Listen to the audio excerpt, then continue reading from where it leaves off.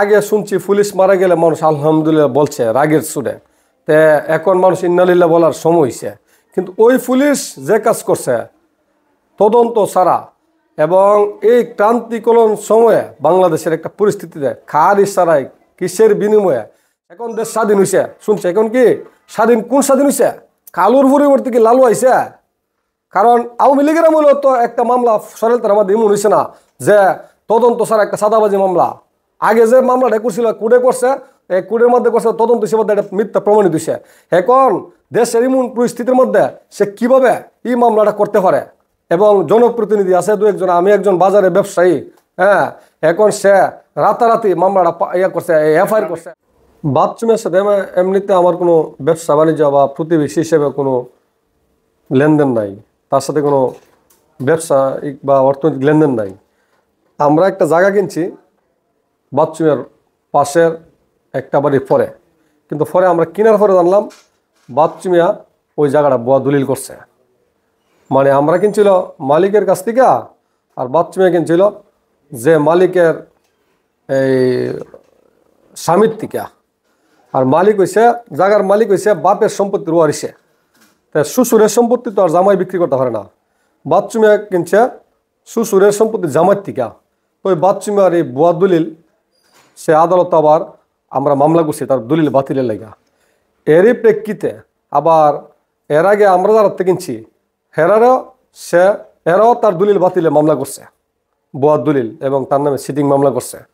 এবং তার আরও কিছু এরারে ব্ল্যাকমেল করে, যাদের কাছ থেকে কিনছি তাদেরকে ব্ল্যাকমেল করে বাড়ির থেকে ওঠাই দিছে হিন্দু সম্প্রদায়। তারা অনেকবার একাধিকবার সাংবাদিক থেকে সাক্ষাৎকার দিছে। আমরা দলিলে মালিক হয়েছি। এখন সে গত বছর আমি কাতারে গেছি একটা জরুরি কাজে, আমি কাতার থেকে আসছি সেদিন বাড়িতে এসে রাত্রে উনি বাচ্চু একটা সাদাবাজি মামলা করছে। আমি বর্তমান চেয়ারম্যান মেম্বার আরও একাধিক কিছু লোকের নামে, যারা আমরা ওই জায়গার দলিলে মালিক। তখন আমি মামলার এজাহারে দেখলাম, মানে সে টাইম দিছে। আমি যেদিন কাতার থেকে এয়ারপোর্টে আসছি আমি ল্যান্ড করছি 12টা না 12:30টার সময়। আর তার অফিস বলতে সে রেস্টুরেন্ট ভাড়া দিয়ে রাখছে 1 বছর আগে ওই তার বিল্ডিংয়ে। সে ওই বিল্ডিংয়ের রেস্টুরেন্টে দেখাইছে 11টার সময়। আমরা তার কাছে সাদা দাবি করতাম, বলছি চেয়ারম্যানে তার সাদা দাবি করছে, আমি করছি, আরও আমরা যারা জায়গার মালিক আমরা। তাই আমি 12টার সময় ল্যান্ড করছি না 12:30 ল্যান্ড করছি। বাসা আইতে 6টা না 6:30 বাজে। তা আমার বাসা তো সিসি ক্যামেরা আছে, আমার অফিসেও সিসি ক্যামেরা আছে, তো সবগুলো ডকুমেন্টস আছে। তখন আমরা ওসি সাহেবের এবং আমরা যে মামলার আয় ছিল ওনাদেরকে আমরা সব ডকুমেন্টস দেখাইছি। দেখানোর পরে ওরা বললো যে তুমি মিথ্যারও তো একটা আছে, সীমারেখা আছে, এত বড় মিথ্যা। হ্যাঁ, পরে এই মামলা ওসি সাহেব এবং যে আয় ছিল মামলা আমাদেরকে খালাস দিয়ে এটা ফাইনাল দিয়ে দিছে। হঠাৎ করে কালকা আমার এক লোকে বলতেছে যে বাচ্চু আরেকটা মামলা করে, সেম মামলা, সেম আসামি, সেম ধারা। আগে দিছ 50 লাখ টাকা না 40 লাখ টাকা সাদা দাবি, আর এখন দিছে 20 লাখ টাকা। তাই আমি বলছি আচ্ছা আলহামদুলিল্লাহ, যদি মামলা করে দেখে দেখা যদি সত্য তাই আমরা অপরাধ দিলে অসুবিধা নেই। পরবর্তীতে আমি আপনাদেরকে একটু স্মরণ করলাম যে আমার বাসাত সিসি ক্যামেরা আছে, আমার ব্যাংকে সিসি ক্যামেরা আছে।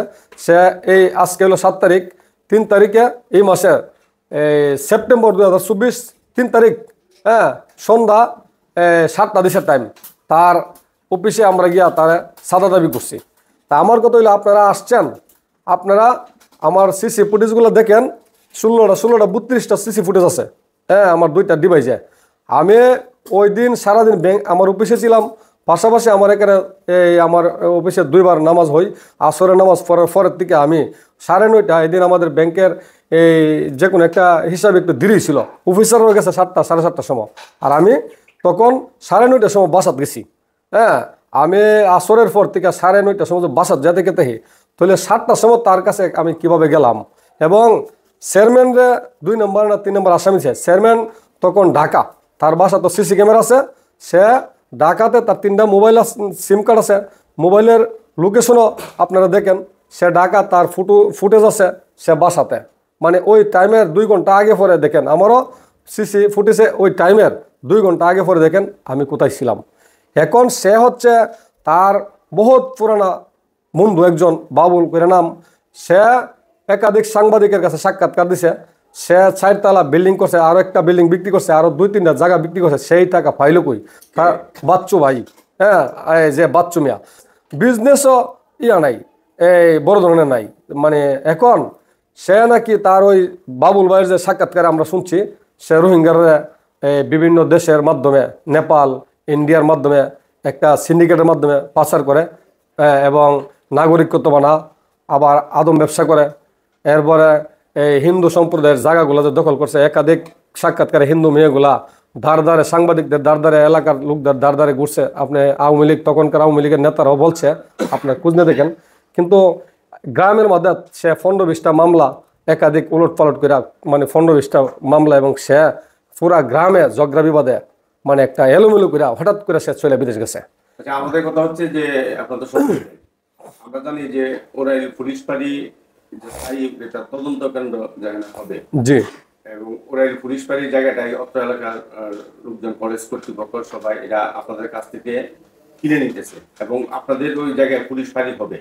এটা নিয়ে মোটামুটি 2-3 বছর যাবত পুলিশের ঊর্ধ্বতন অফিসার সবার সাথে, কিন্তু যেহেতু জায়গা আপনার হাতে নিতেছে, সকল পুলিশ অফিসারদের সাথে আপনার সম্পর্ক আছে এবং আপনাকে চিনে।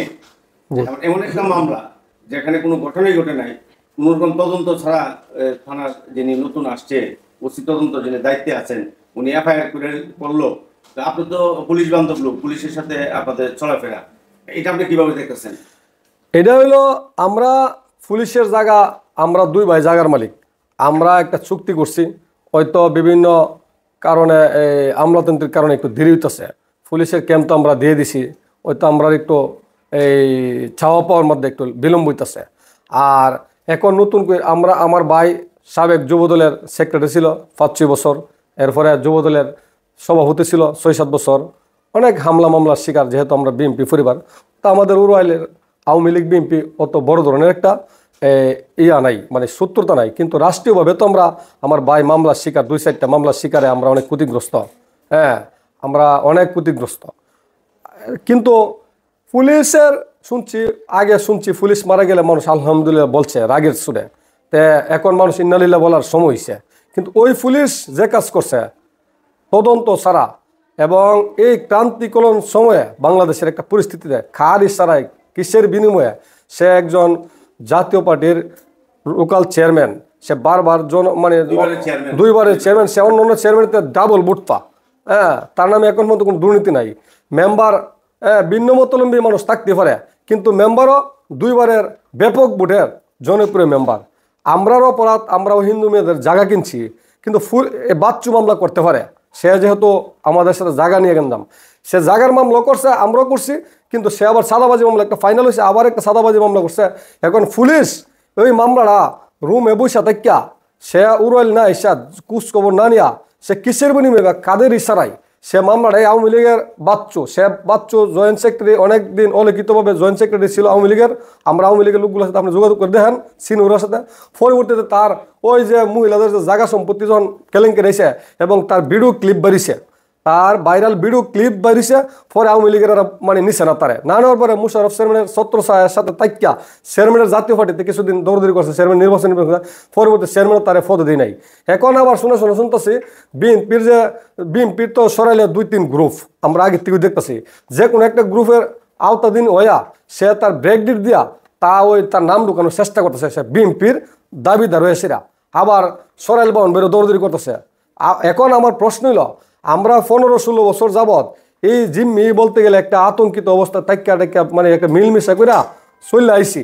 এখন দেশ স্বাধীন হয়েছে শুনছে, এখন কি স্বাধীন, কোন স্বাধীন হয়েছে?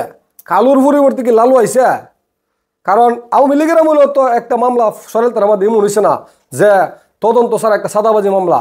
আগে যে মামলাটা করছিল কোর্টে করছে, এই কোর্টের মধ্যে করছে তদন্ত হিসেবে একটা মিথ্যা প্রমাণিত হয়েছে। এখন দেশের এমন পরিস্থিতির মধ্যে সে কিভাবে এই মামলাটা করতে পারে? এবং জনপ্রতিনিধি আছে 2-1জন, আমি একজন বাজারে ব্যবসায়ী। হ্যাঁ, এখন সে রাতারাতি মামলাটা করছে, এফআইআর করছে। আমি ওর নামে বিচার চাই। আমরা সকলে মিলা যে পুলিশি মামলা আমাদের বিরুদ্ধে এফআইআর করছে, যার ইশারি করে হোক, যার তুদবিরি করে হোক, বা যে বিনিময় করে হোক, আমরা যতটুকু যাওয়ার আমরা যাবো। পুলিশের বিরুদ্ধে মামলার প্রস্তুতি নিতেছি, এবং আমরা আরও সাংবাদিক সম্মেলন করুম, প্রয়োজন আমরা ঢাকা প্রেস ক্লাবে যাবো, আপনাদের মাধ্যমে বিচার তো চাইতেছি এই পুলিশ যদি দ্রুত এই মামলা নিষ্পত্তি না করে, হ্যাঁ অবৈধ মামলা, আমরা পুলিশের বিরুদ্ধে আইনানুগ ব্যবস্থা নিব এবং আমরা এই আয়ুর বিরুদ্ধে নিব। আয়ও সাইন করছে, হ্যাঁ, এবং বাচ্চুর বিরুদ্ধে আমরা অলরেডি আইনানুগ ব্যবস্থা নেওয়ার জন্য আমরা প্রস্তুত নিতেছি। হ্যাঁ, আমরা তো এছাড়া কোনো আমরা কোনো ফৌজদারিতে কোনো কিছু যাবো না, আমরা আইনকে শ্রদ্ধা করি। কিন্তু আমার কথা হচ্ছে ব্রাহ্মণবাড়িয়া ডিস্ট্রিক্ট লেভেলের যে আমাদের এই প্রশাসনের ঊর্ধ্বতন কর্মকর্তা আছে যারা, তারার দৃষ্টি আকর্ষণ করছে আপনাদের মাধ্যমে এই মামলাটা যথাযথ নিরপেক্ষভাবে খোঁজ খবর নেওয়ার জন্য, নাহলে আমরাও কিন্তু বসে থাকবো না। আমরা বিএনপি ফ্যামিলির ওই যদি আর আওয়ামী লীগের একটা নামদারি জাতীয় পার্টির নামদারি সে বসন্তের কুকিল ওয়াসেরা, সে রেল ডাকাতি মামলা জেল কাটছে, সে একাধিক মামলার আসামি, 15 থেকে 20টা মামলা তার নামে ইয়া দেন, সিবি টান দেন, এখন সে 15-20টা মামলার আসামি আছে ফাল্টে মিলে আসিরা। তাহলে সে হঠাৎ করে রাত্রে অন্ধকারে আমাদের নামে মামলা করে নিব। সেই জন্য আপনাদের মাধ্যমে আমি সঠিক বিচার চাই, তাহলে আমরাও বসে থাকবো না।